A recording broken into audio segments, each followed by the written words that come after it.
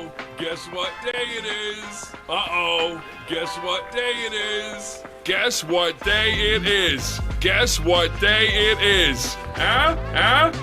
Anybody? Anybody? Julie, hey, guess what day it is? Oh, come on, I know you can hear me. Mike. What day is it, Mike?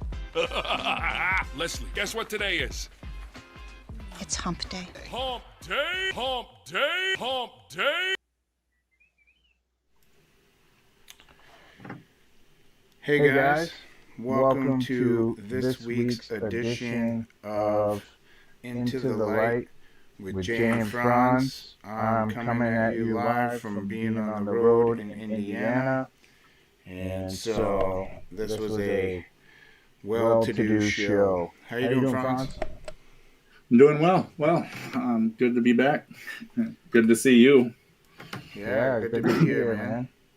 I'm glad I could make it on. Yeah, live from the road. Yeah, it's been quite an adventure so far. Done quite a few things. It's been awesome. Yeah, you were sending me a couple pics of the smart cameras in New York State.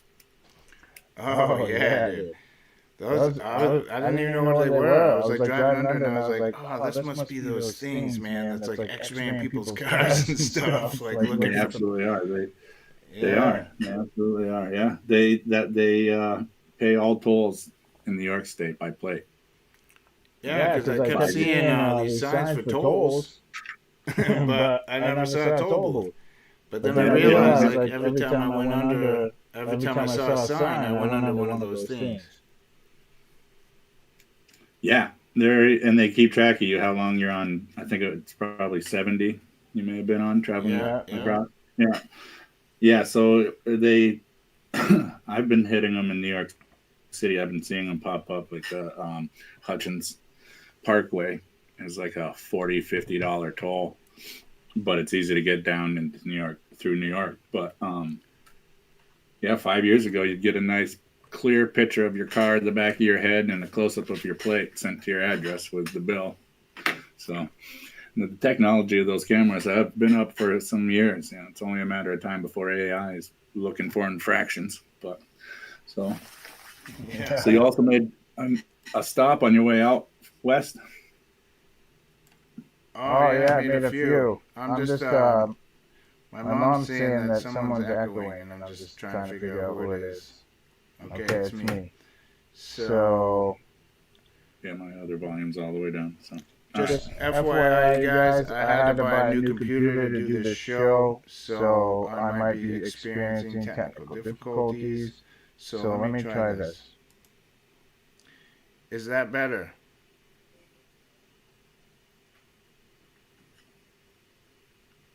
I'm just waiting for her to reply. Well, I can turn the volume up on my device, so. Am I echoing? No.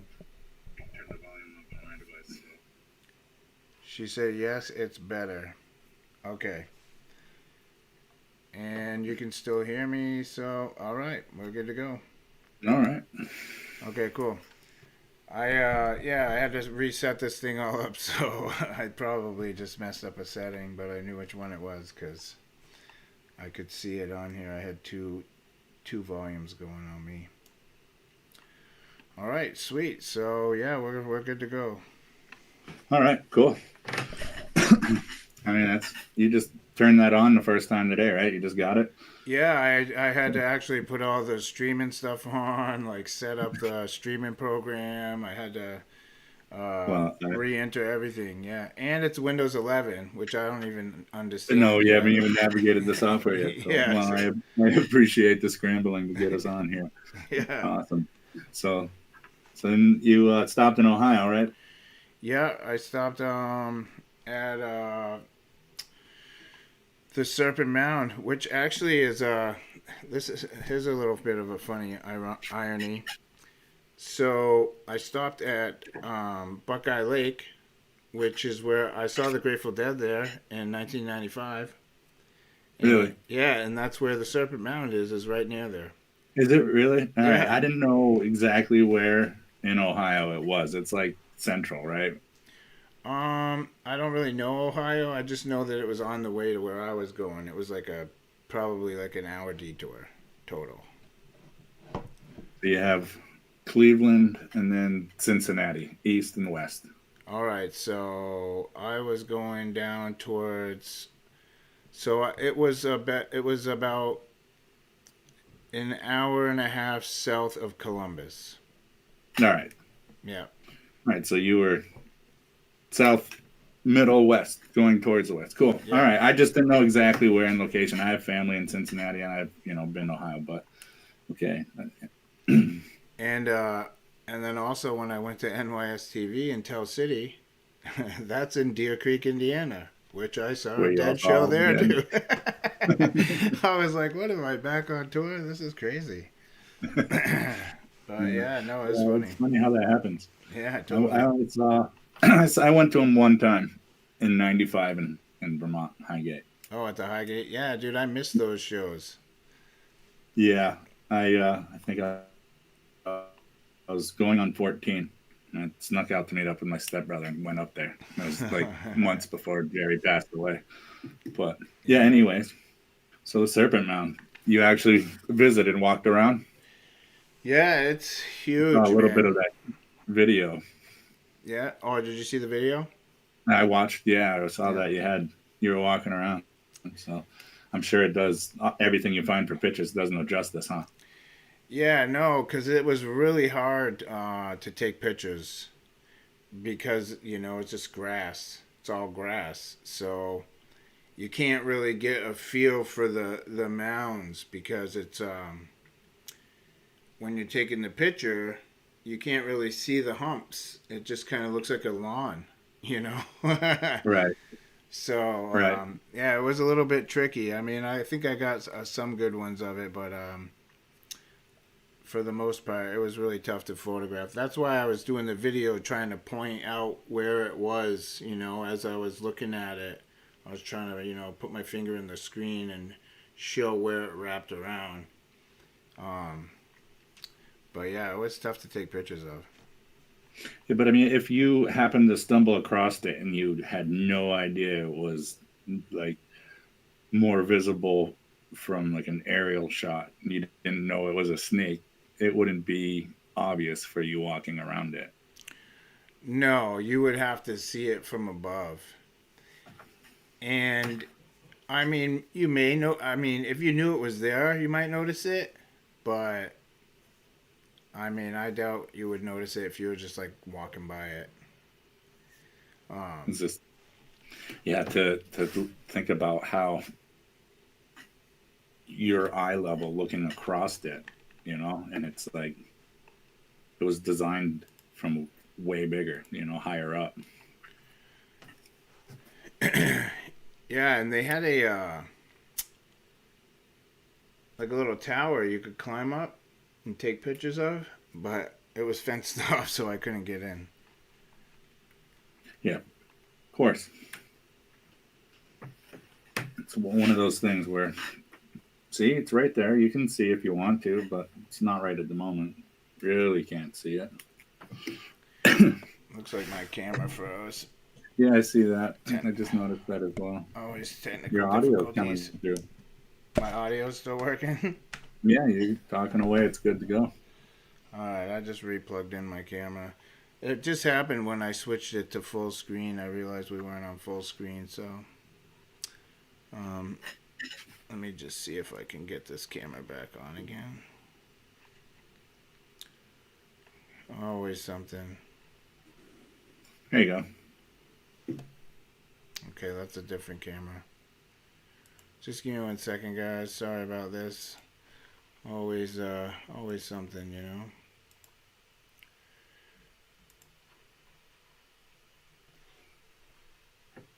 I think that's it. Yep, that's it. Okay. Man.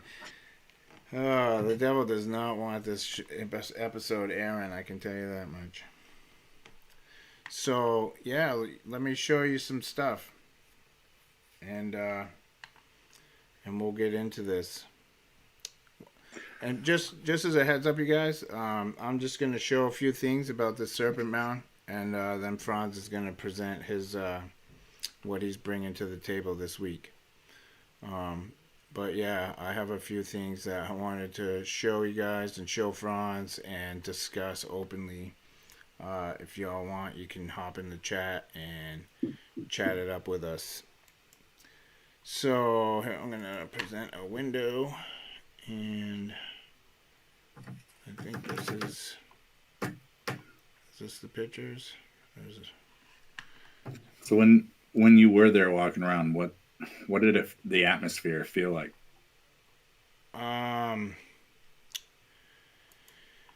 It was like it was strange to be there. I almost felt like I wasn't supposed to be there. But I was there.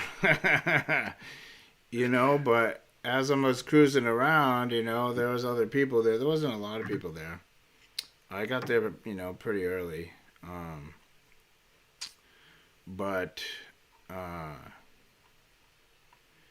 Yeah, it was weird. It was strange. Yeah, I mean, I'm all curious to to want to know what it feels like, and I'm sure it is one of those feelings that you're feeling it, but you can't describe it. I mean, I know a lot of these mountains are built on or extremely close to the electromagnetic fields and ley lines.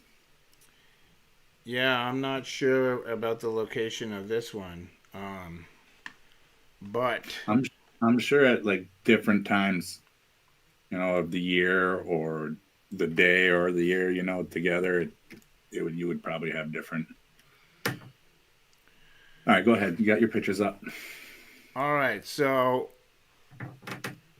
for people that are, have been watching my channel, you've seen the number of the beast. So we know that number is 9, right? We calculate 666. That's 18. 1 and 8, 9. I broke it all down. If you don't know about it, just watch the video. So they say that the Serpent Mound, let me back out just a sec before we do this.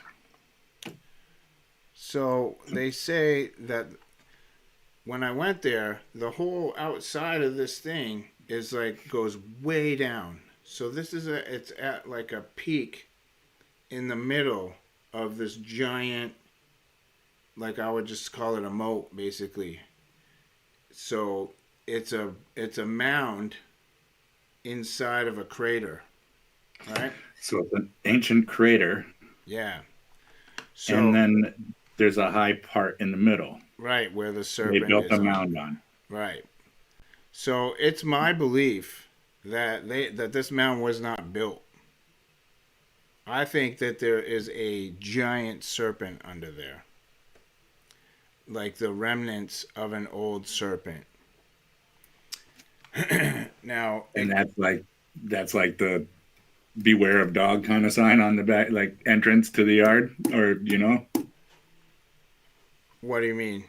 Like the snake in the crater. That's like if it's under there, it's like it's the doorway to its domain or whatever.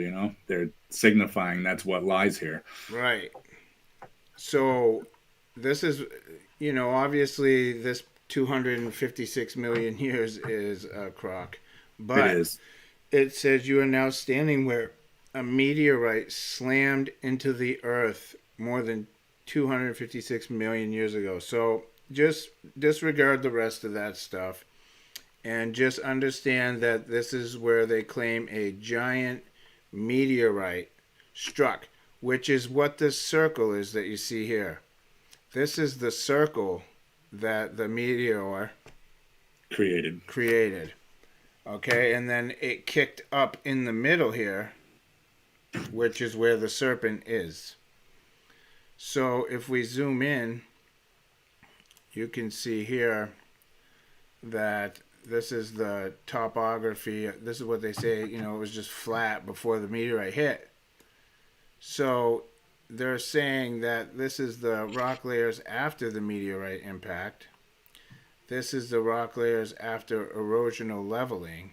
And this is today. which you can see. This is the serpent, right? So it's always been the serpent. So the serpent hit the ground, right? So that's why I was talking about Revelation 12, right? It says, and the great dragon was cast out, that old serpent called the devil and Satan, which deceiveth the whole world. He was cast out into the earth, right? The serpent was cast down to the earth. And this is what happened. This is what I believe. When I was there, this is like what I started to understand and feel like this is not a meteorite.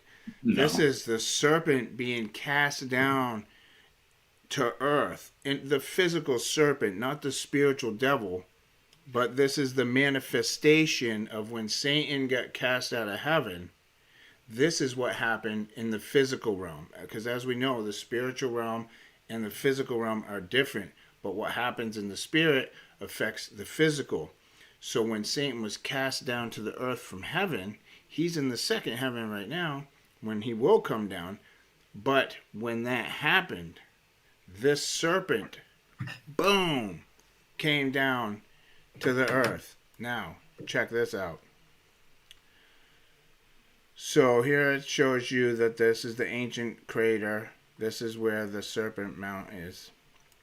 So, Serpent Mount sits within a large crater almost 9 miles across. Right?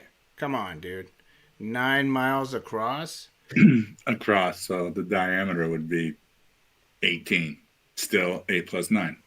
Yeah, so anyway. It says, and then the bedrock at the center of the crater was thrust upwards between 400 and 900 feet. That's 13. Dude, this is unbelievable, right?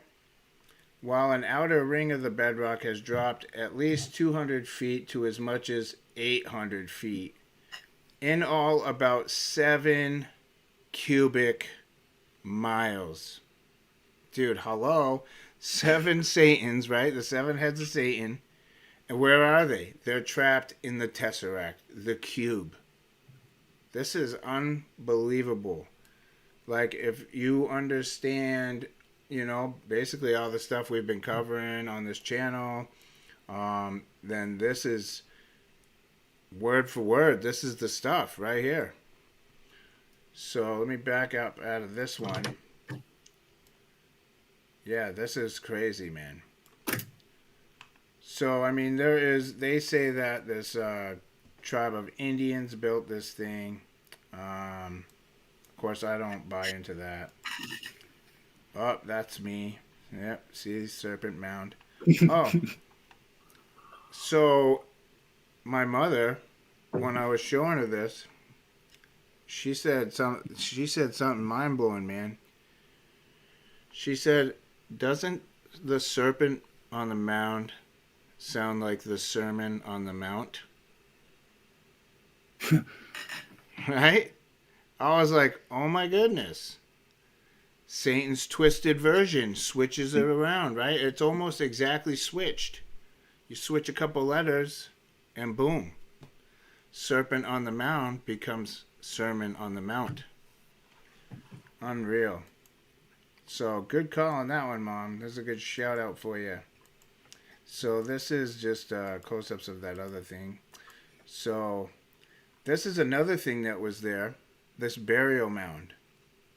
It says Adena culture 600 BC to 100 AD. So, what I found interesting is that there's this burial mound here. Right in the timeline. 700 years, right? 7, there's your 7 again. A 700-year span, but this is where Christ came. And now there's a burial mound and a serpent cast down. I mean, do the math, right? All right, so this is another thing I wanted to show you guys. This is the granite stone at the Serpent Mound.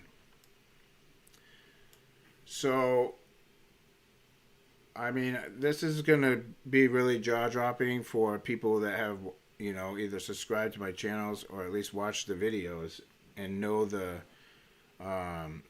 significance of the number 8, the significance of any 8s, because that's the serpent eating its tail, the Ouroboros.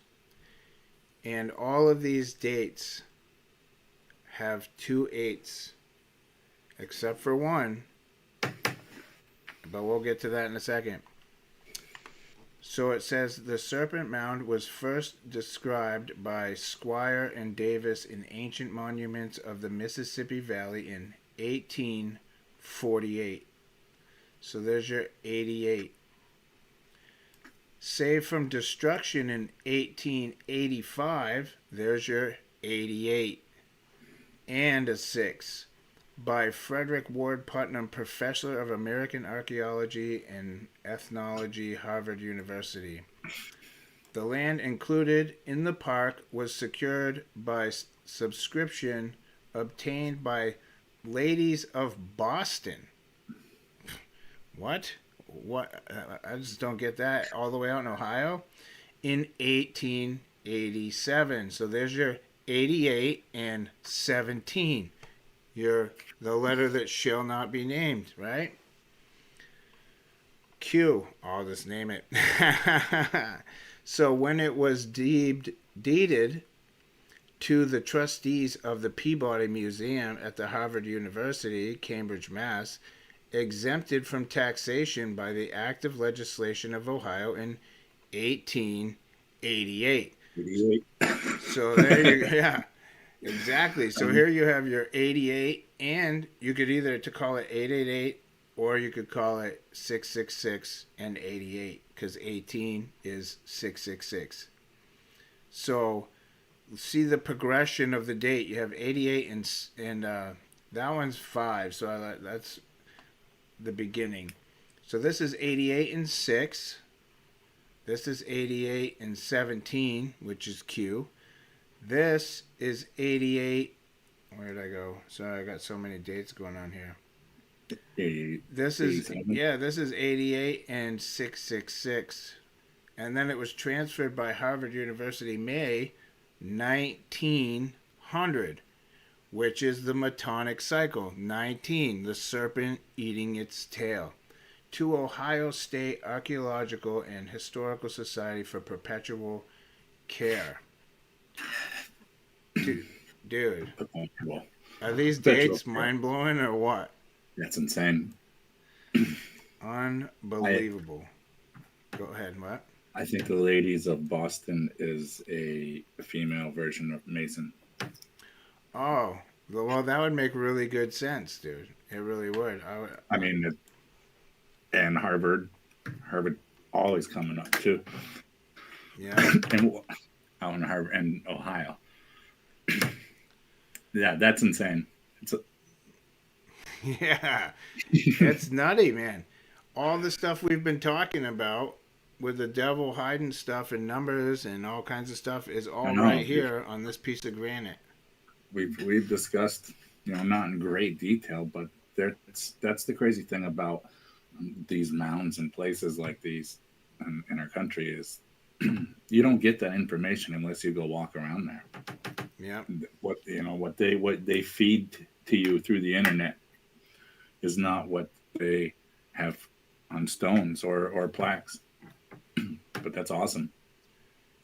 So another thing, I know I showed you a little while ago, but so if you guys remember Franz's last show where we were talking about the black goo, you can see here, this is the back of that granite slab we were just looking at reading. And this is the black goo that Franz was showing us all over the buildings, all over the stuff. If you don't know, guys, this is Nephilim DNA that was mined out of the ground. Now that you say mined, I'm wondering, because I don't believe there'd be a lot of granite in Ohio. I could be completely wrong. I mean, it's everywhere, but like a lot of the marble and granite for Washington and down in Virginia came from Vermont and New Hampshire.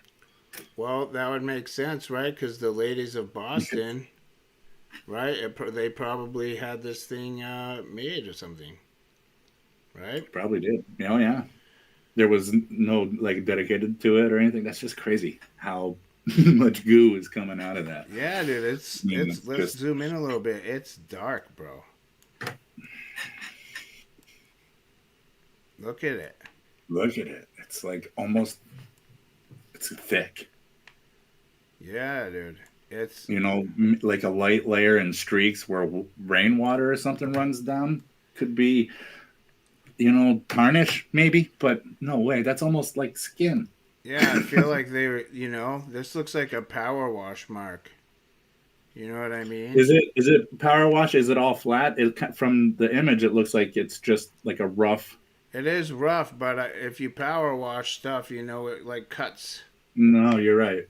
Because I power wash stuff all the time, like dirty houses, and when you do, it makes a nice line.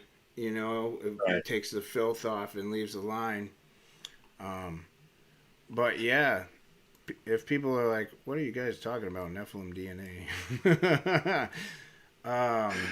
No. Yeah, this is we've been covering it in other videos. If you want to really know what we're talking about, you can go back to our old videos. You can look at some videos that I did, like the Dark Crystal.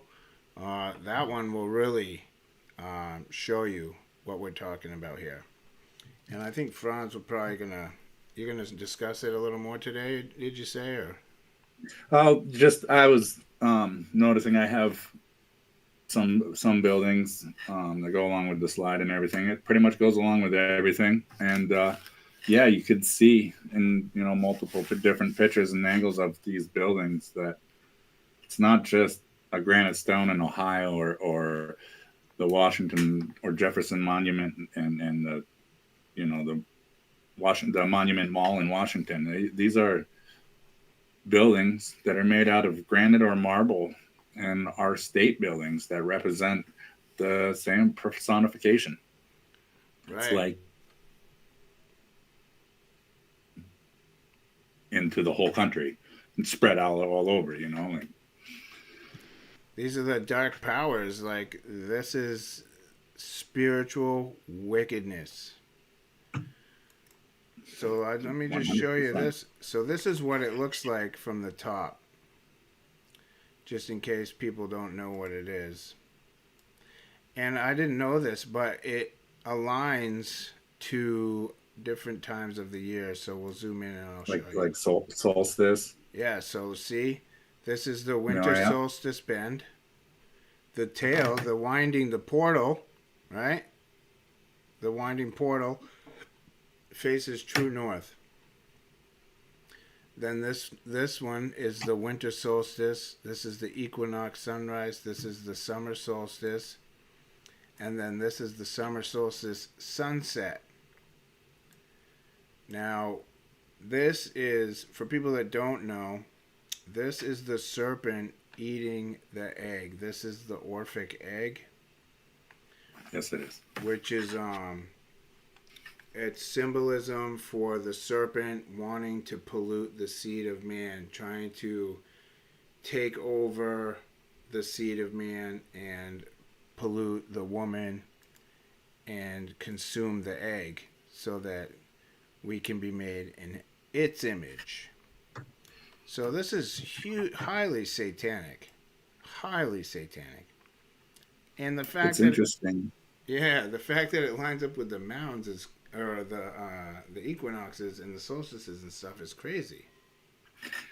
It's crazy how it lines up on the hump, the high peak. It goes through the valley and comes out. Like it has the 3 arrows. Yeah. It's like the peak of a wavelength. You know what I mean? Yeah. It's crazy, man. That is crazy. Let me see if there was anything else I wanted to show you. And then I will kick it over to you. I think that was pretty much it. Yeah, that was it. All right. Cool. So yeah, that was oh, Betty Blevins says lots of witches in Boston. Yep. Very yes, true. there are. Yeah, that's right. Yeah. A lot of witches in that whole area, on that coastline, like Salem You, and yeah, big time. you can see it going through a lot of those cities and Boston. But, excuse me. Yeah, All right, so let me start presenting here. yeah, let it rip. Thank you for sharing that, by the way. Yeah, no problem. Glad to share it. I didn't say too much in my video No, but because sometimes that stuff comes to you afterwards, you know. yeah, I mean, it's like I said, you can find, all kinds of different opinions or points of views, or not a lot of actual experience. Going there is completely different. But Yeah, it was interesting. It was weird, but interesting. I wonder what it would, if it would, you hit the time just right and stood at a certain part, like that peak of the snake, at that time of the year, what it would be like, if it would feel different.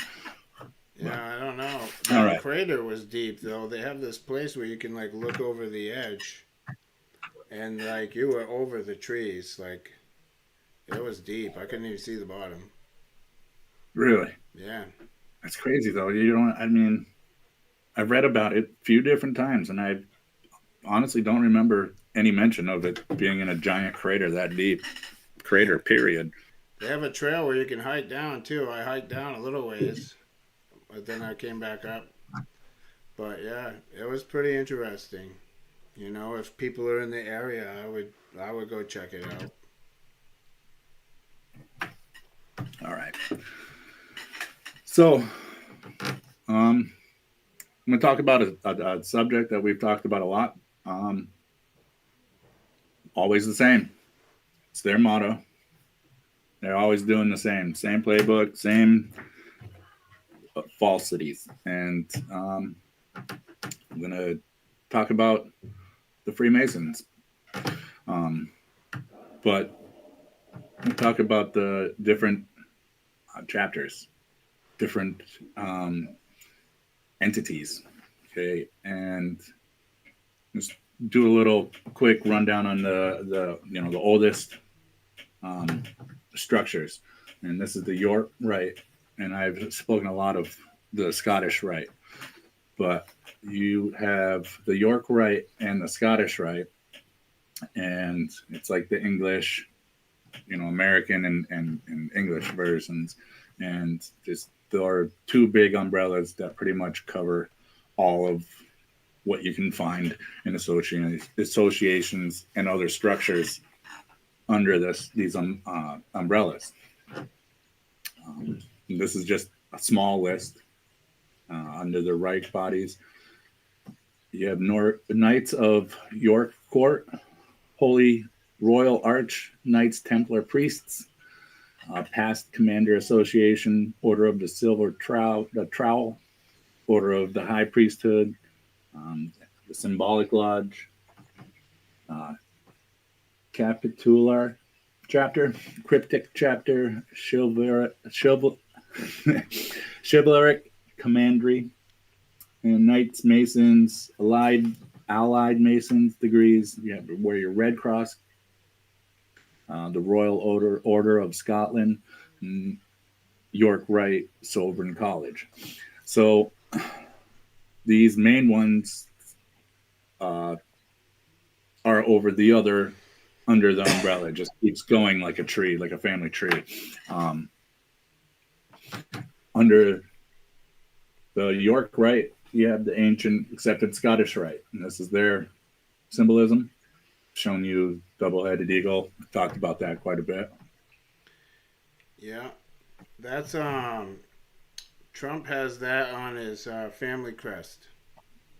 He does, absolutely. Yeah, and I wanted to just mention something before. Sorry, but from the screen before, that a You lot want to of go back? people do. Yeah, you want just a lot of people don't know, but this Red Cross, that's the Red Cross. It literally is the Red Cross. Yeah, and people don't. They like, oh, it's a great donation. No, that Red Cross is that Red Cross. Is the Yeah, Red Cross, yeah, and under that Red Cross is your, you know, um, Blue Cross Blue Shield. You know what right. I mean? Yeah, and think of what the Red Salvation Cross Army. does. What does the Red Cross do? They do blood drives. They get blood. What do they do with the blood? Oh, they get crenodrome. They're And they can track vampires, bloodlines. man. Yeah. Right. So. And they're also tracking bloodlines. Yeah, Right. exactly. Trying to Right. hunt down specific bloodlines. Yeah. And under that same umbrella of the Red Cross, that Red Cross birthed, I think, the National Guard and other like inner servicemen things, ambulances and all that too. Yeah. Yeah, cool. I just wanted to cover that a little No, bit. that's great because there's like I said, this is just what in that picture is small because it just branches out and branches out and branches out, touches everything. Totally. Shriners, Yeah. the Shriners Children's Hospital, Lions, elks. Yeah. moose, Yeah, all that stuff. and some of those fall under the Scottish Rite. And I know at first they broke it up as the Scottish and Wales and England under the Scottish Rite and America under the Yorkish Rite. But there's chapters of the Scottish Rite in America. They both they took care of a lot of these things together.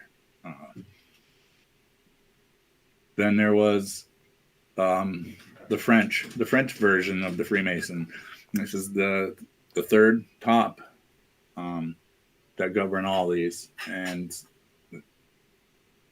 they might all be different, but they're all the same. Oh, I just realized it's an Ouroboros, dude. It's an Ouroboros. It's a serpent eating its tail. Oh, Right. man. This is the oldest And look, French. look at all the eights. Yep. Holy cow, that thing is loaded with symbolism. This is the French crest for the Masonic. So,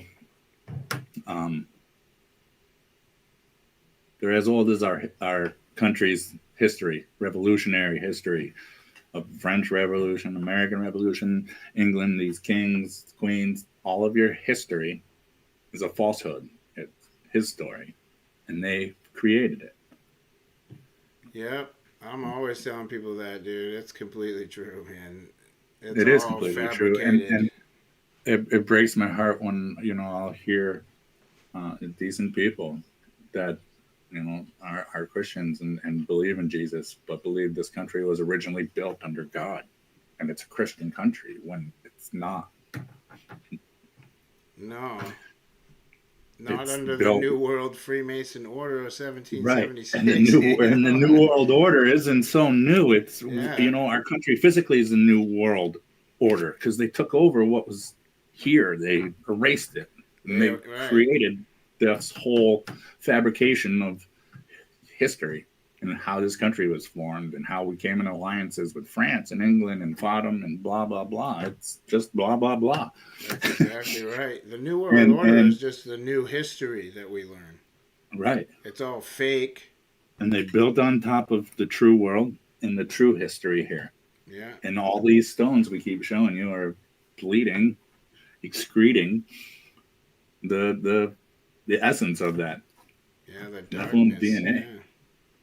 So that the Ouroboros French masonry symbol is the Grand Orient de France. It is the oldest and largest of several free Masonic organizations based in France, and is the oldest continental Europe, as it was formed out of an older Grand Lodge of France in 1773, and briefly absorbed the rump of the older body in 1799. allowing it to date its foundation from 1728 or 1733. The Grand Orient de France is generally regarded as the mother lodge of continental Freemasonry.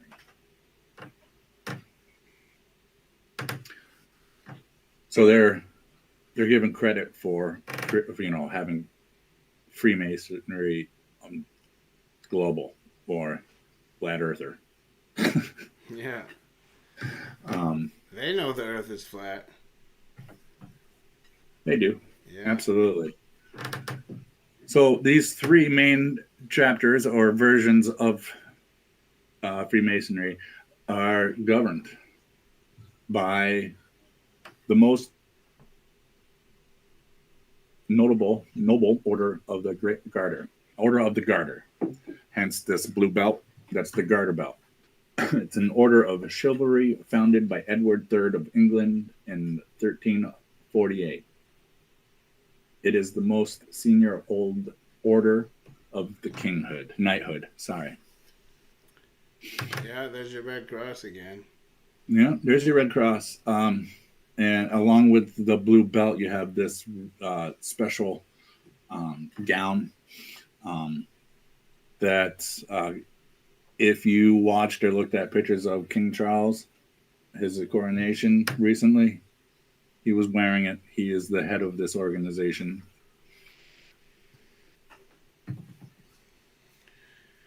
Yeah, I saw videos of that, but I didn't see it. Like, I heard people talk about it, but that was it.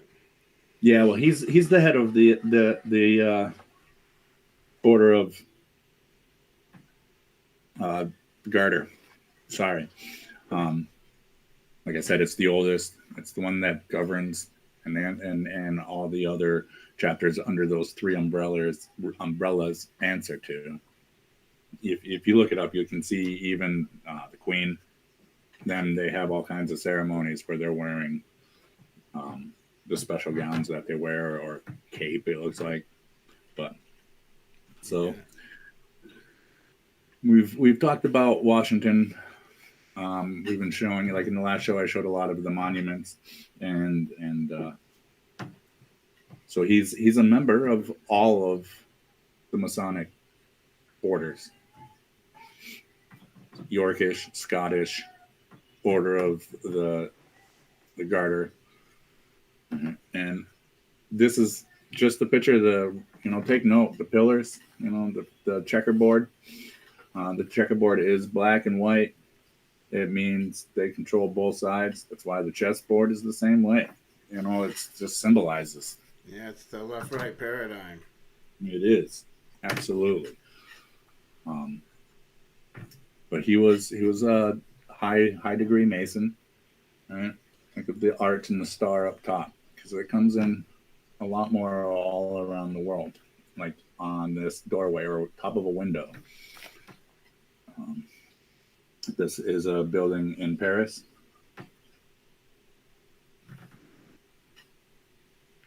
So I'm just going to run through a few images.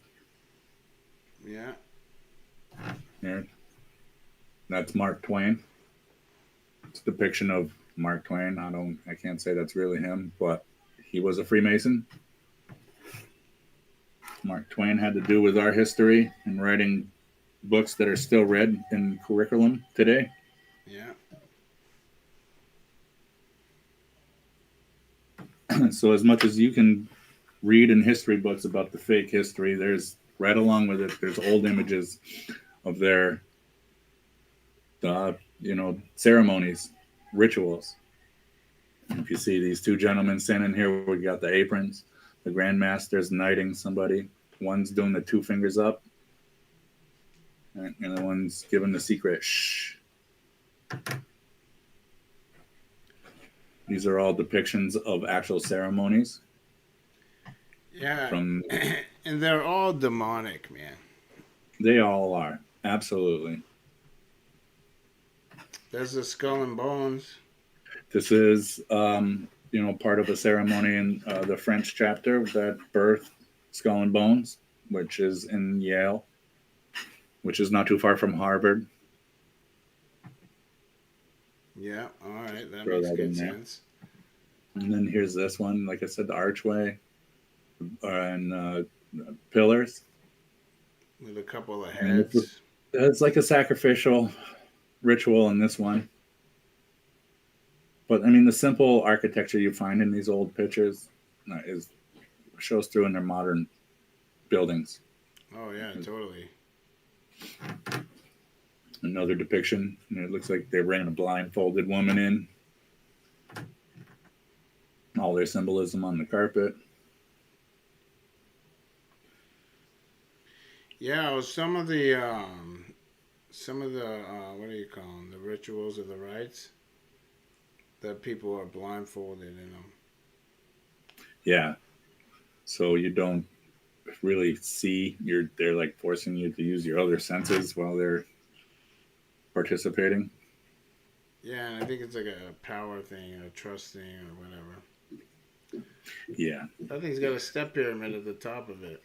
Yes, it does. And this is, you see the garden right here, right? Yeah.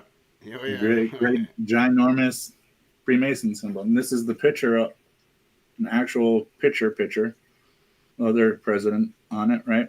His actual apron inside of this monument with the pillars, the triangle, right? That is another monument to George Washington. It's the George Washington Masonic National Memorial. It's a Masonic building and memorial located in Alexandria, Virginia, outside of Washington, D.C. It is dedicated to the memory of George Washington, the first president of the United States, and a Mason. The tower is fashioned after the ancient lighthouse of Alexandria in Egypt. This Masonic memorial stands 333 feet. Of course it does.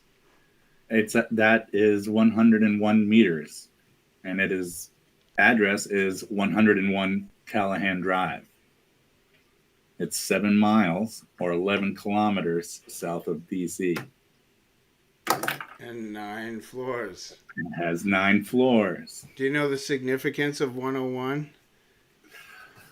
LOL. Yeah, that too. John 10:1.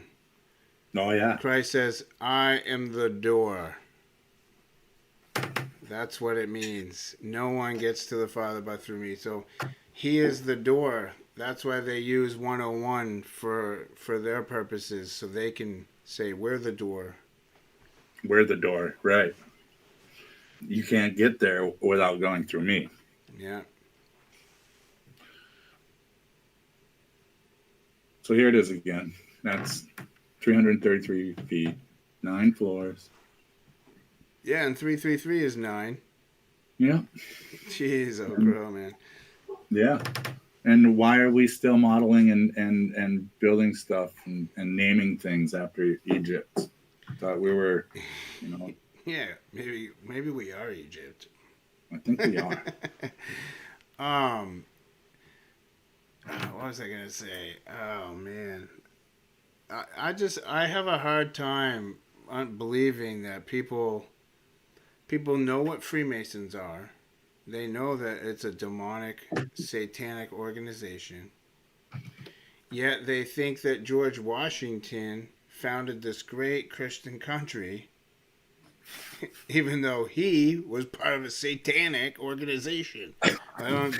It's like I know, and it's crazy to think that you see people like today. I was got off the highway coming back from work, and I was behind a Jeep, and I thought it was somebody I used to know, but it wasn't. Long story short, I realized I was thinking about this Jeep in front of me, and it had a Masonic plate, and just another low-level member that thinks they're part of a club that's really looking out for Red Cross, American Legion, and they have no idea. They're partaking in ritualistic, satanic. Yeah. But, so here's George Washington again, but he's with his buddy this time. Who's that? Benjamin Franklin. Ben Franklin. Benjamin Franklin. He was part of our history too, right? And a great inventor, writer. Masonic overlord. All lies, yeah. Yeah. So here's another an all gold statue of George Washington and his full Masonic high degree Mason. If George Washington wasn't a fallen angel, they wouldn't worship him like they do. I have to agree. I have to agree. I mean, why do they have so many monuments, so many things? Right, he's on the apotheosis. It's all about him. It's called the apotheosis of George Washington on the Capitol Rotunda there. Yeah, it's just no. It's like everything you find about George Washington screams not Christian country. Yeah, not discovered, not real, founded. Yeah. And here's another history image depicting a sacrificial ceremony. The last few of the French, there are actual paintings of depictions of what they're doing. So a big figure of the French version of Freemasons is this gentleman here, John Theophilus Desegularis. I'm sorry. I've tried. I almost was going to have, Google enunciate it for me. But so this guy, 12th of March, 1683, 29th February to 1744, was a British natural philosopher, clergyman, engineer, and Freemason who was elected to the Royal Society in 1714 and as a experimental assistant to Isaac Newton, who was a physicist, an astronomer, scientist, and a high degree Mason. And this guy was from France. Well, he was British, but he was part of the French Freemason, the branch of Freemason. And so was Isaac Newton.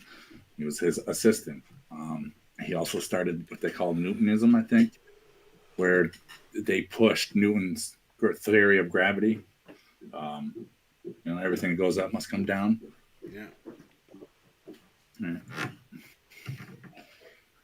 Oh, this guy's also Loyola. I know them. Yeah, he's a French Freemason. That's what he started out, and he's part of the Order of the Garter. He's famous for, I'll just read it here. Ignatius of Loyola was a Spanish priest and theologian who founded the Jesuit order in 1534.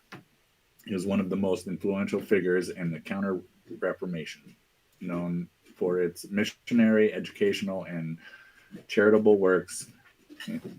Does that? There you go with the whole. You can get to heaven through your charitable works, through your good works. Yeah. The Jesuit order was the leading force in the modernizing of the Roman Catholic Church, and that's the symbol. Those keys are the keys of heaven. That's Masonic, Catholic. I mean, what's the difference, right? They're all satanic. Absolutely. And it's got the little IHS in there for Isis, Horus, Set, and then the O of the sun for Osiris. So he started all that. Well, he's taking credit for starting the Jesuit order, but again, founded, adopted. He's, you know what I mean? He just regurgitation.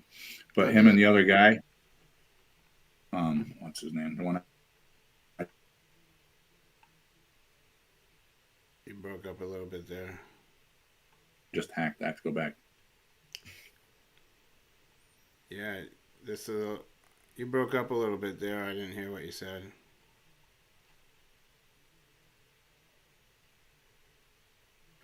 Hello? All right, but you can hear me now. I can, but you cut out again. All right. But I was seeing this little dragon. 1583, a dragon. Oh yes. Oh, and look, it's I believe, you know how 17. What the heck? Oh my goodness. Yeah, I mean, I can't really give you an exact answer what their meanings are. It's like their own, like I said, their own calendar, their own numerical system of representation. I don't know if it's years. I don't want to say it is, but Yeah. so Yeah, well, this whenever they is, use numbers, it's always has something to do with spell work. yeah, you're absolutely right. Absolutely. So this is the Pontifical Gregorian University in Paris, in France. That was started by the last two gentlemen. The guy who started the Jesuits, Ignatius. All right. And this is in France, and it's a Masonic building. That's where we get our calendar, right? The Gregorian calendar. Correct, and I believe that's the exact building they started creating it in. Oh my goodness! Look at that place. This is the same building. It's on the other side. Again, it's choppy and blurry. It was somebody's personal picture that they took visiting it and attached it to what you would look up. So I had to cut them out. You know what I mean? Yeah. But either way, in the middle here, that's Lady Liberty. All right, the personification. She shows up a lot. And on either side above the arch here, I don't know if you can see the mouse on either side, those are full owls. Okay. I mean, and I can see something the keystone. Yeah. I know, it's hard. But this one you can kind of see. Yeah, I can see that. Yeah, I can see an owl actually now. And then here in the keystone of the archway is a scarab beetle. And it looks exactly the way it shows up in Egyptian hieroglyphs. It gave me an Egyptian vibe. But that says serves backwards. It just saying. Really does. Yeah. Oh man. I can't, like, whenever I see things, I'm looking at backwards. Like, that's just how my mind works now. Yeah. I do the same thing. So, and then I just thought it looked a little islandy. Yeah, there's those little eyeballs in there. Kind of looks like they look eyes. Like it. I think they're all like, yeah. There's a lot of intricate design in it, but look like Mr. Epps' island chateau. Oh yeah, dude, totally. Yeah, and Ellen DeGeneres' background in the studio. Yeah. So here's the Pope with other Catholic IHS people inside of that building. I don't know exactly what the thing was. It just came up in the images, and obviously it's another priest speaking to the Pope. I also found, I personally believe that these are from the tribe of Dan. I think a lot of these people are bloodline, or just they continue in the way of what started from the tribe of Dan, and they are known as the seafaring tribe, right? Yeah. So I believe that here's some of the tribe of Dan. Yeah, I wouldn't doubt it. That's the and the Gregorian University Foundation. Yes. And this is the inside of the same building again. It's where, they started the IHS. He started the IHS. This has the IHS Foundation. And when we say these things are foundations, they are exempt. They are not taxable. So if they invest in something, their money is all in. It isn't like a loan they have to pay back. They don't have to worry about getting their money back on investments because they have to pay taxes. Did you watch that video of that older guy there who investigated all the tax exempt things? And the tax exempt things, yes, exactly. It's Man. just that guy goes into great detail. Yeah. That's almost a must watch video. That I think he blew talks my about mind, man. It is insane, Yeah. completely insane. And in the same area, while I'm looking at these buildings and looking into these other guys here, this gentleman showed up. So he's definitely a part of all chapters.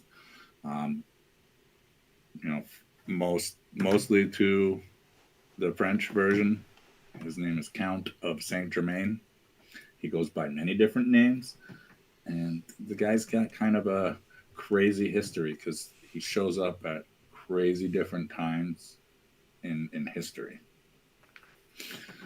And it isn't like he showed up and like wrote a book or painted something and left it behind. Like, there are predominant people in history, like a king, that write about him, getting to know this guy personally. He's Count Saint Germain, also sometimes referred to as Master Rakoczy or Master R. He's a legendary spiritual master of the ancient wisdom and various theosophic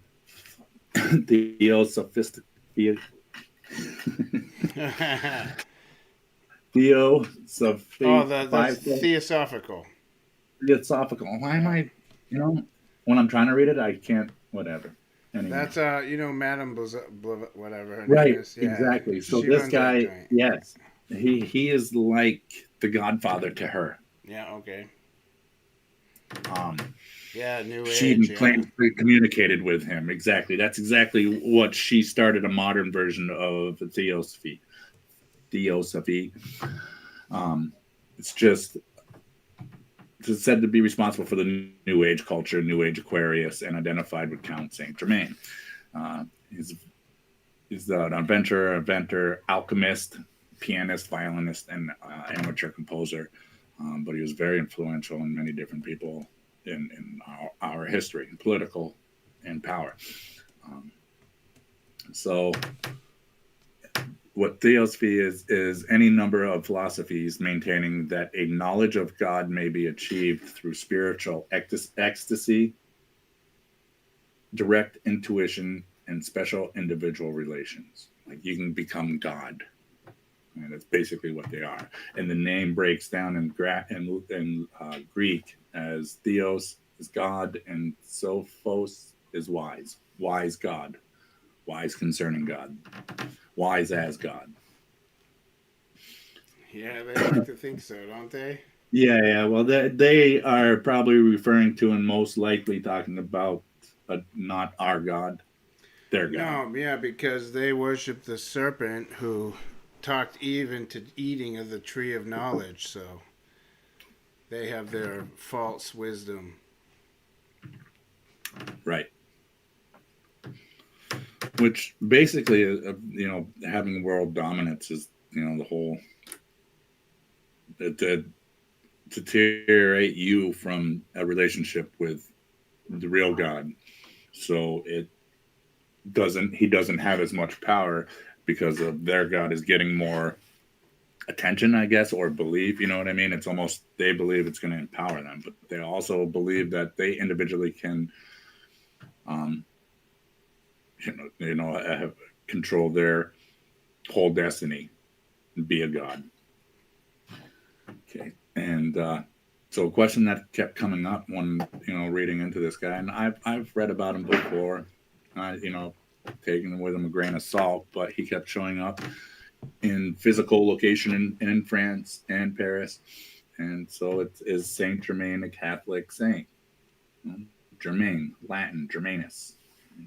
He was a bishop. Again, these are different dates because this guy it's crazy. Just a whole nother conspiracy theory version of this guy. But the one fact is he existed.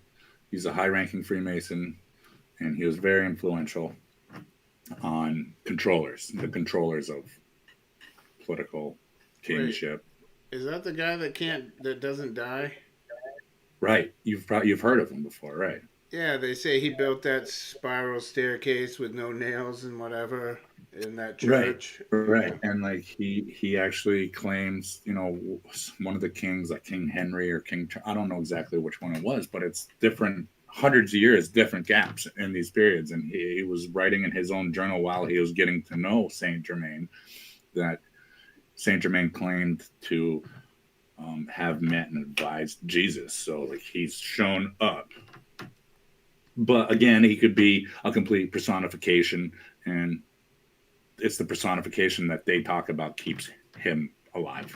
But could be demonic possession throughout time too. Right, could be same demon manifesting in different people, knowing his own history. That's how they time travel. That is how they time travel. It's like Beelzebub. Beelzebub shows up a lot. Yeah. And in using the hosts. But he was this Saint Germain of this time was the bishop of Paris and venerated as a saint in both the Catholic Church. That word venerated means to be deemed a saint. So it kind of says a saint as a saint. Anyways, he was deemed to be a saint by the Catholic Church and the Eastern Orthodox Church. He was, modern times, they claimed him to be the father of the poor. So this guy also built a building in the same neighborhood of the other building I just showed you from the other two. Saint Germain des Prés is one of the 4 administrative quarters of the 6th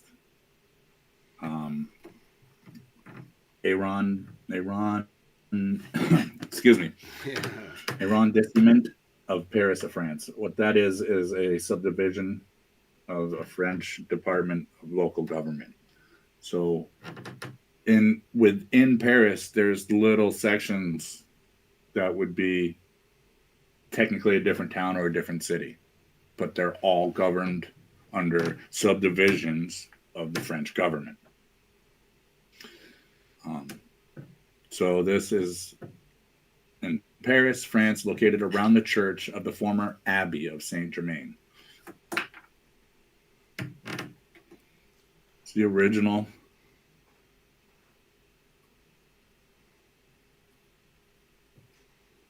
I think this what is that? The same place? It was 1687. Yeah, is now modern with different buildings around the Church of Saint Germain, and that is split in quarters, and that's the 6th arrondissement, the subdivision. So that's technically they're governed by their own subdivision of the French Department of Local Government. It's so crazy reading into this, but yeah, I mean, you have shown you how England was, the topography of England, with the gardens, and how they just put their symbolism into it.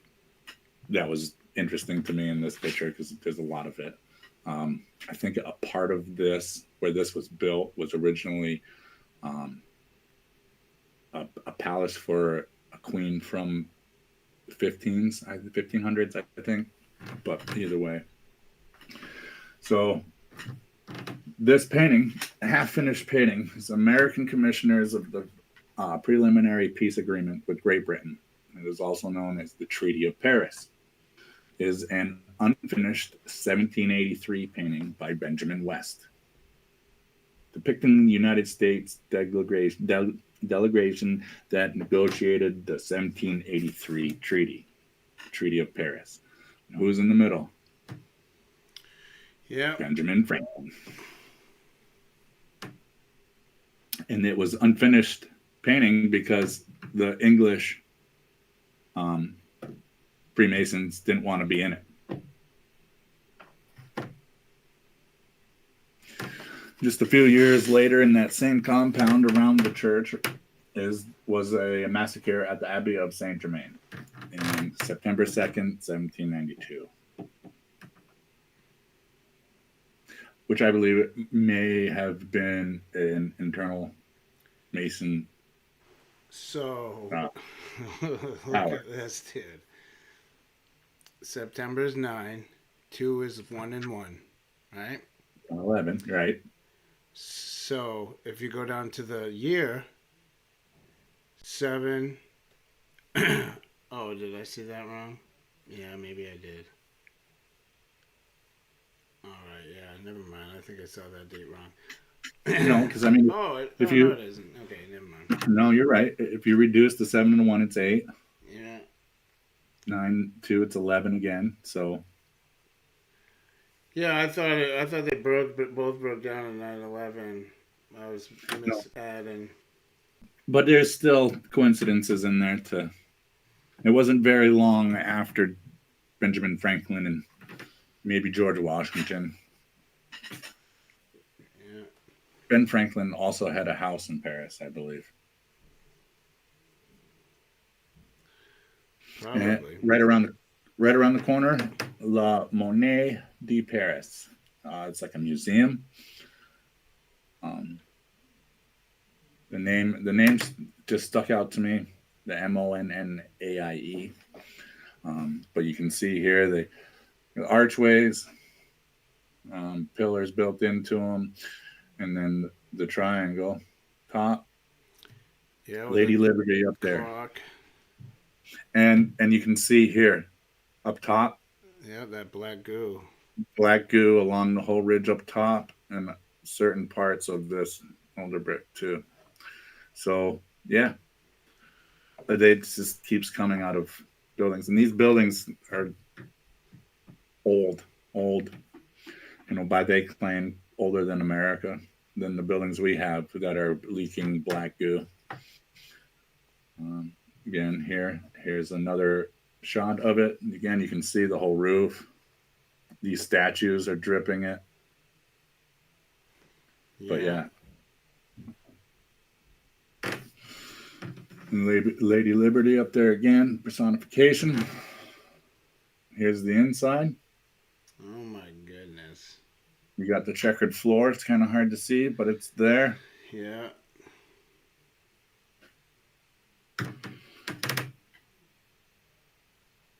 And here on the outside is Lady Liberty. Literally, they say it's Lady Liberty. And there's another picture. It was a pretty grainy, but it wasn't painted black behind her. It was more the goo. And I assume that they painted it black just to make it all black. To hide the goo, yeah. There's a cornucopia. Is that what that thing's called? I think so. Yes, it is. Absolutely. Down here by her right. Yeah. Yeah.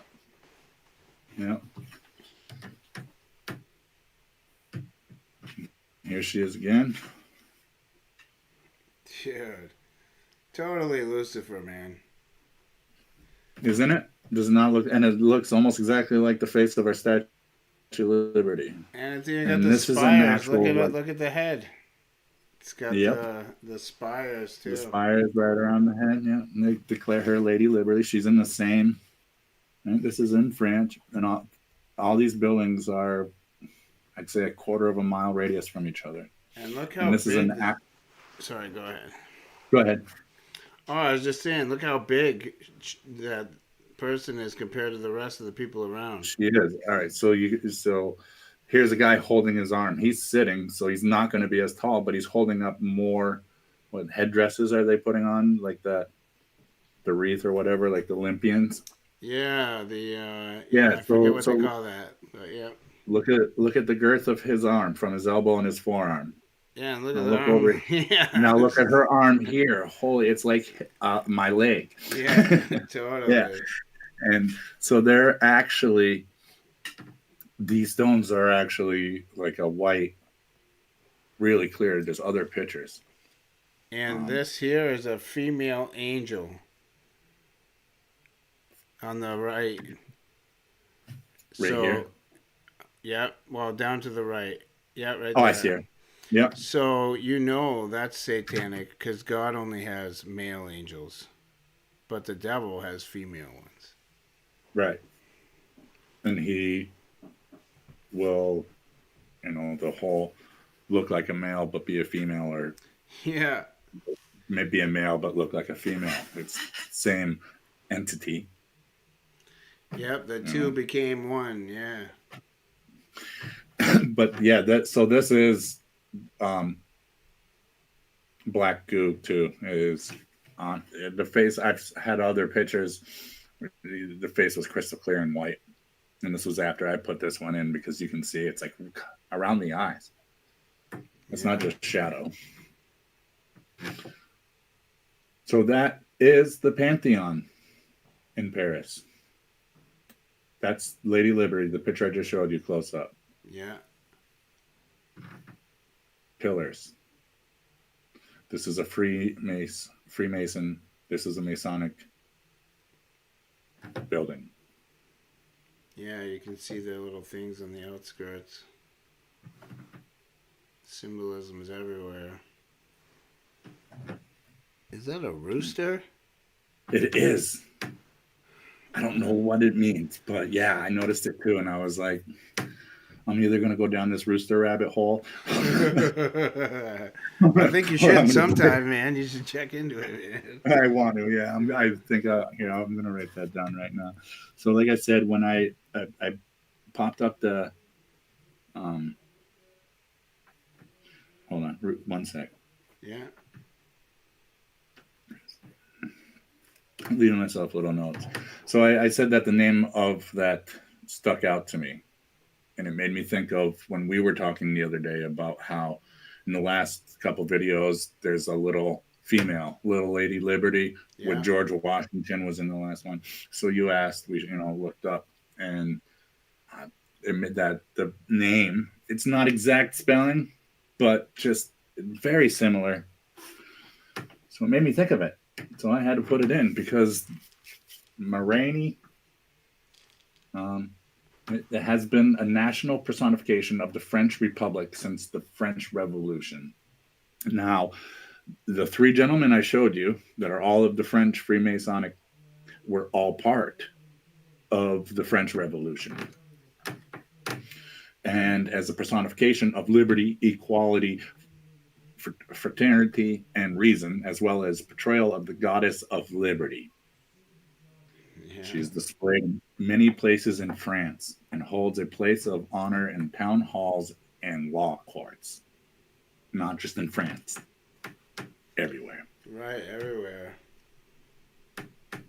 She is depicted in the Triumph of the Republic, a bronze sculpture overlooking the Place de la Nation in Paris. And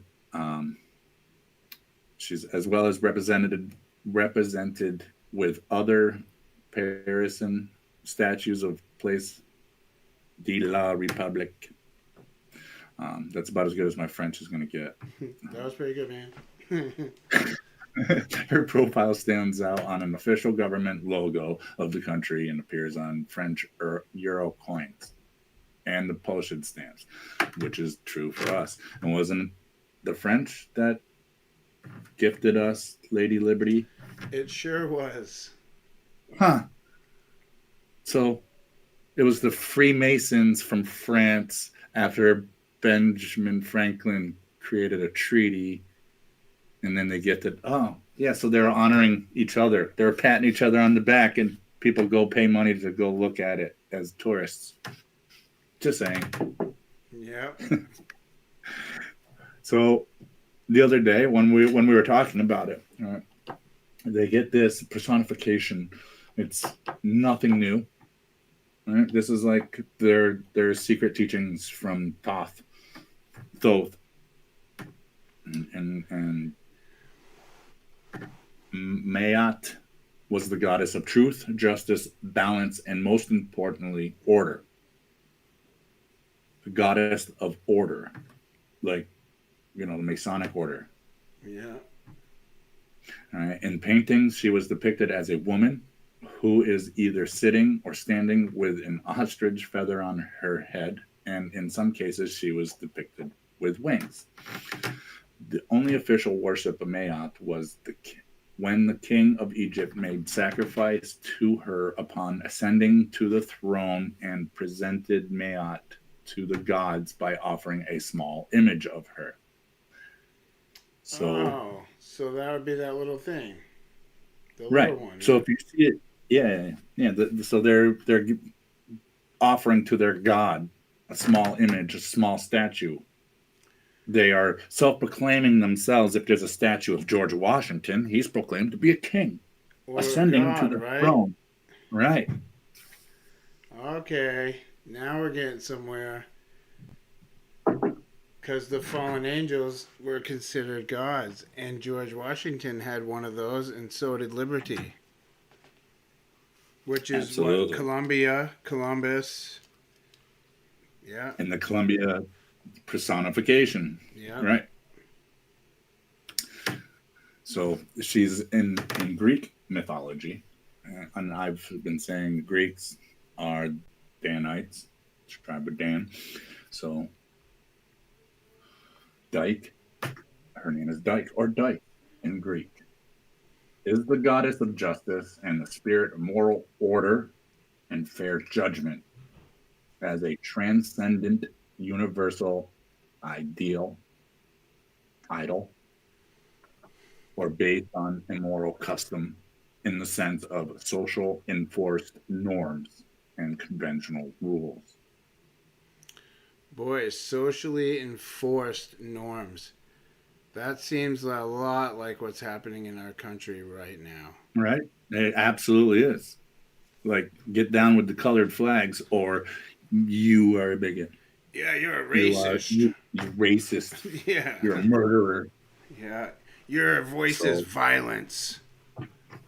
So it's just the personification manifesting in our social construct of reality. Again, she's on the Pantheon. The Pantheon, when I look at it, reminds me of other building. One that we've talked about a lot. Yeah, it looks like a lot of buildings. It does. I mean, this isn't just a Roman architect style. It made me think of the United States, Washington, D.C. I love that picture because it shows you all the stuff that's underneath. And there she is on top of the White House, Lady Liberty, Mayotte. Right? So, when you think about the White House, but let's think about the White House because, like I've been saying, they founded it. Well, that's the Capitol building, right? So, yeah. Yeah. You're right. I'm sorry. But yeah, that we built on top of something already here. Right. That's why there's like all kinds of underground tunnels under there. All across the country. Yeah, man. There's whole infrastructure complexes. But I mean, just look at the scale. I mean, that's a cement barrier that they put in the highway to keep cars in their lanes. That's about half of my height, 3-4 feet. The truck is 10, 12 feet. Yeah. Here they are, and the trucks look smaller the closer they get to this wall. This huge. Yeah, you can see the big old dump trucks down by the wall there. They look like little toys. Again, what are they? They're building. You go 30 feet down, and there's still the Capitol building. Yeah. With the personification of Lady Liberty on there. And you can see that it used to be open because there's more pillars underneath.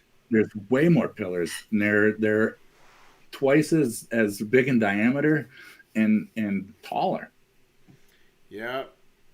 Definitely from the flood, I bet.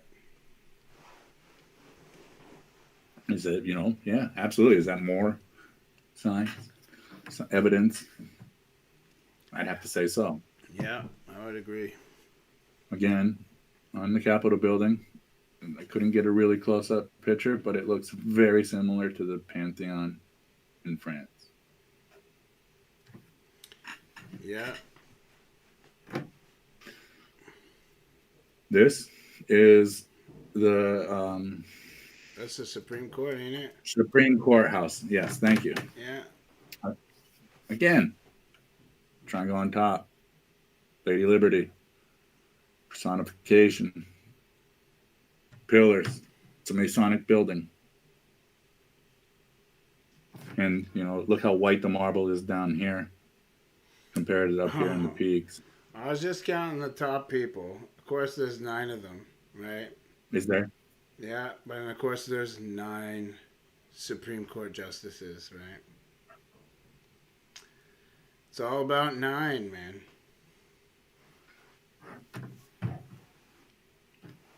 Those doors are massive, I bet.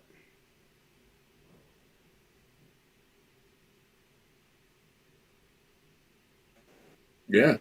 Legit. Same as massive doors. See them?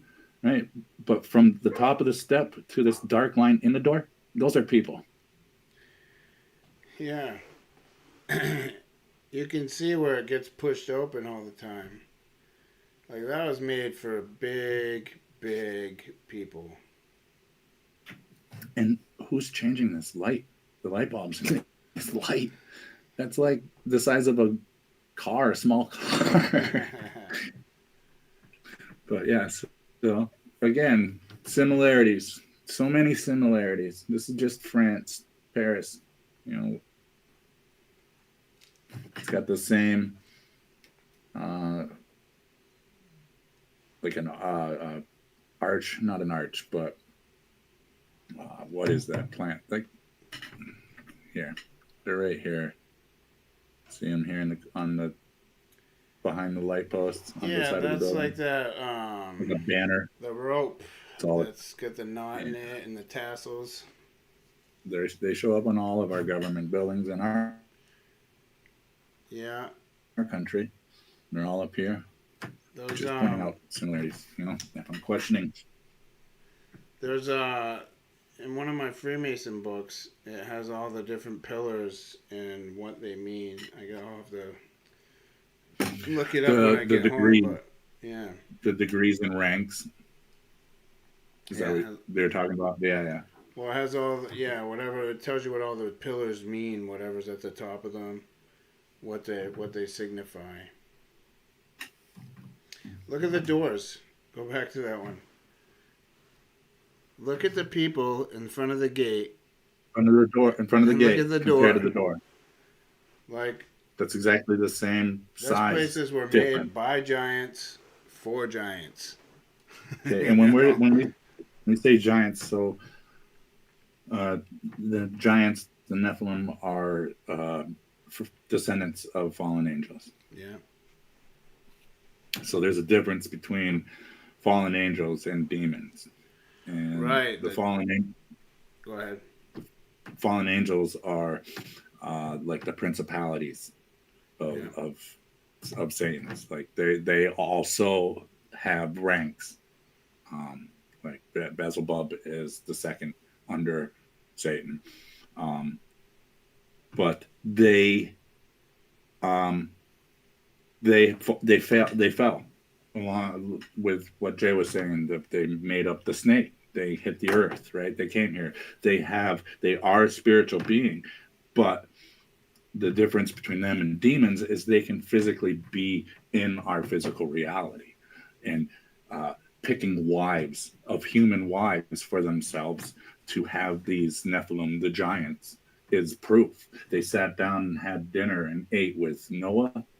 Am I correct? I believe. But no, they can. It wasn't Noah.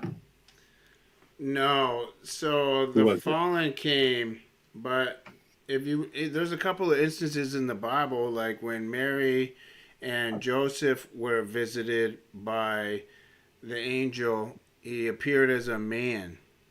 As a man. Right, because if they appeared as themselves as angels, then their glory people would die. You couldn't see an angel and live to tell about it.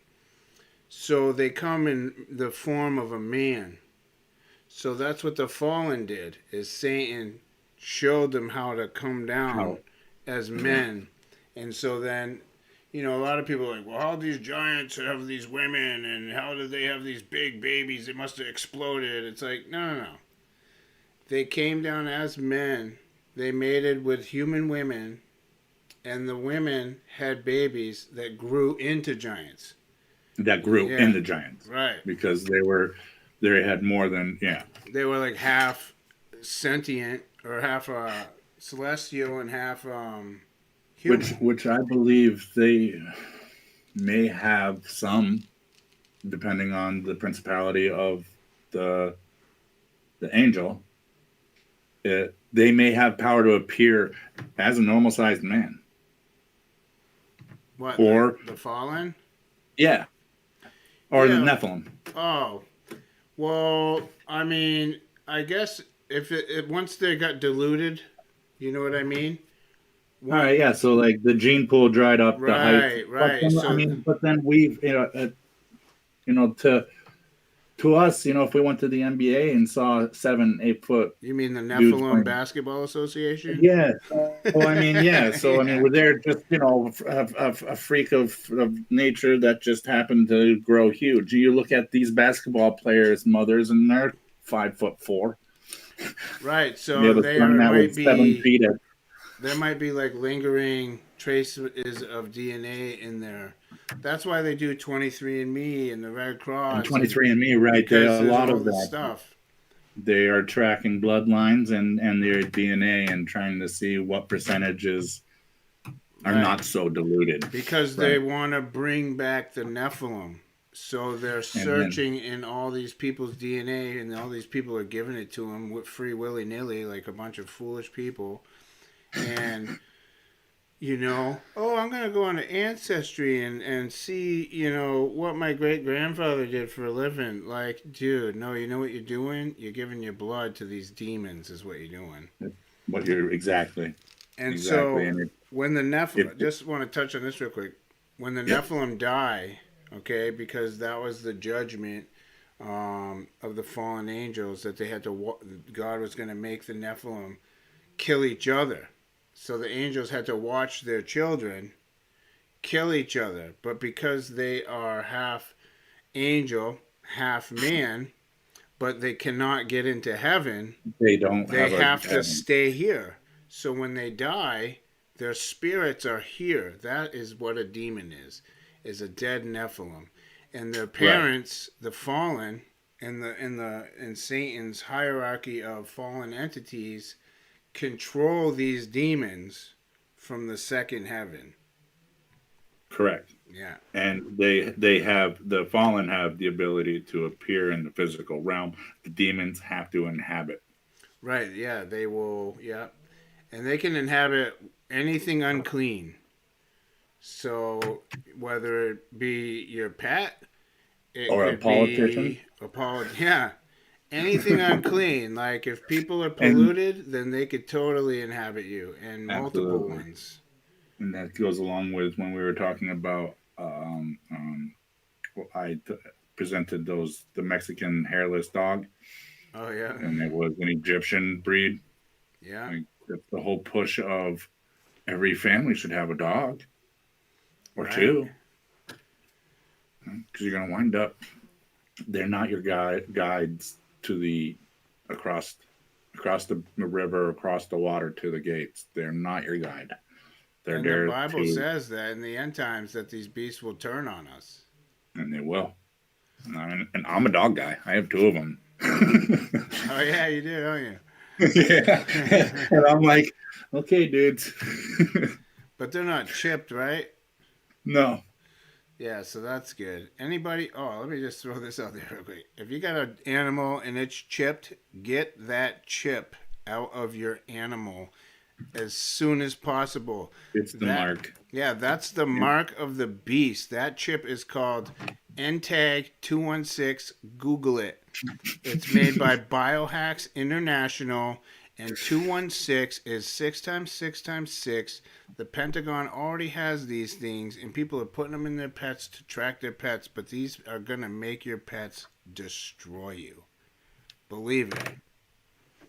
So sorry, I just want to throw that out there. It does, and ancient belief of them helping you, guide your soul to heaven is they're not. They're going to linger to your soul and drag you down. Your essence, your soul, your spirit. But again, yeah. So pretty much at the end of my presentation, I was just showed you back and forth slides of this architect, and it's all Freemason, it's all Masonic, it's all under the same controllers. Doesn't matter what branch, under what umbrella, they're all controlled by the same. Dude, let me show you something before we. Oh, you got another picture right there. Yeah. Yeah, dude. So this is the one that we started that conversation with the other day. This is the statue. Yeah. Of some say it's a depiction of Apollo as a man. I don't know, but the point is, this is in front of the Supreme Courthouse, and he's holding little Lady Liberty, and he ascended to the throne. Yeah. So Apollo has a twin Artemis. Are you there? Froze up.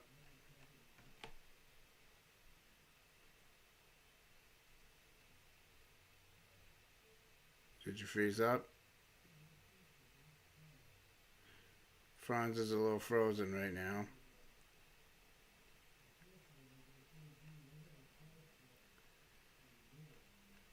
Franzie? Oh. I can hear you. I feel like you're coming back.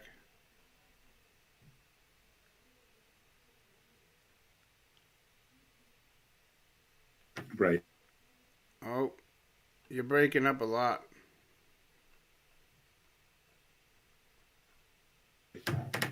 Oh, there you are. And there he is.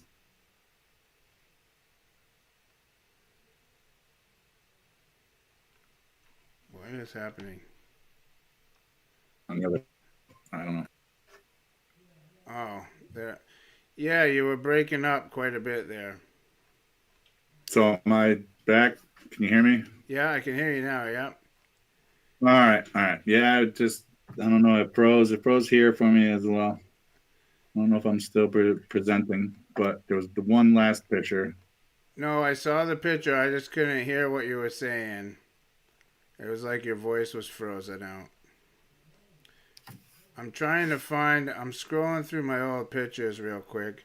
I just wanted to show people this because we were talking about it. I have pictures of a dog who has this chip in them, and I had a very strange interaction with this dog, and you can see there is a demon in this dog. 100% you can see it. I'm just trying to find it. So bear with me 1 minute. You can chat it up if you want. I'm just trying to... I have to find what? Licking the window? Yeah. Oh, I remember you. Yeah. Yeah, remember that? Dude, it was sketchy. Let's see, when was that? I think I got so many pictures. Let me see. Like down. You keep breaking up. Say that again. I was describing the picture. Oh, you know what? I put it in my favorites. I should have known. Okay, I'll have it. It's going to be in 1 second.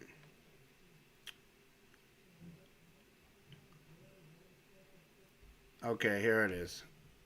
So let me click on this, and then I'm going to share real quick. How about a window? And we're going to do this right here. Just so people can see what I'm talking about. All right. Now, look at this dog. Okay? Look at the dog's eyes. This dog was licking the window. All I was doing, I was standing inside. I don't know why it keeps doing that. I was standing in... Oh, okay, I get it. I was standing inside. I was working in this house, and this dog was staring at me and licking the window. All right, so I took mad pictures of this thing. See, it's licking the window. Yep. And then it's baring its teeth, looking at me. Let's see. Look at that thing. That is demonic, dude. I'm sorry, but it totally is demonic. But this is... I mean, that's not normal dog. No, these dogs are chipped. This is a chipped dog. He's staring you down, licking a window. Like, I can... Hour. Uh-oh. Disconnected. Yeah, I'm freezing up. Yeah, I think we just lost the connection. Let me see. All right, Bobo, if you can hear me, good show. Thank you. It reconnected. Yep. No, definitely a good show. I think we're still going. So yeah, we're live. Right. We're live. So. All right. Yeah. So the demonic dog, and I showed everything in mine. I just had that one last picture that showed the other side of the Supreme Court. This was in the basement. It's an 8-sided. Yeah. On every floor there was a tower, and on every floor there was one of these and spires coming off the sides. But this one was in the basement. 33. Right? I was like, dude, seriously? All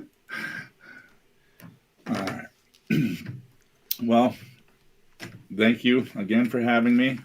Stay safe on the road out there. I hope you enjoy the rest of your time. Thank you for sharing about the Serpent Mound. Yeah, no, I'm glad that we could get together. This was good. God bless you, Jay. God bless everybody out there. God bless you, my friend.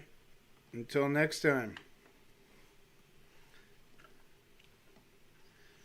All right, you guys.